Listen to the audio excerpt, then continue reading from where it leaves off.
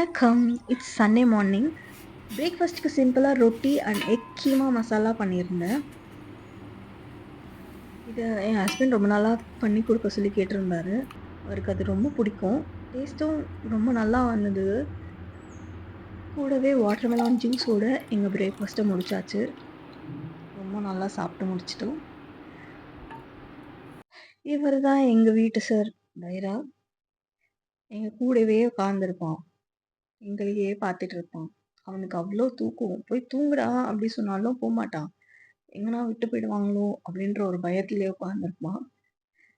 அவன் நெனச்ச மாதிரி பிரேக்ஃபாஸ்ட் சாப்பிட்டு கிச்சன் கிளீன் பண்ணிட்டு, ரெஸ்ட் எடுத்துட்டு ஹோட்டல் கிளம்பிட்டோம். ஹோட்டல்ல ஸ்பெஷல் மீல்ஸ் தான்.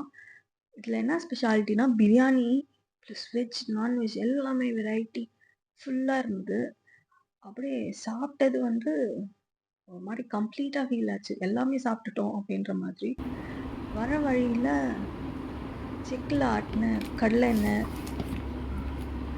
கீ, அப்புறம் நாட்டு சர்க்கரை வாங்கிட்டு வந்திருந்தோம். அவ்வளோதான் night dinner dosa and sambar. எங்க சண்டே ரொம்ப நல்லா போச்சு. உங்களுக்கு எப்படி போச்சுன்னு சொல்லுங்க. பாய்.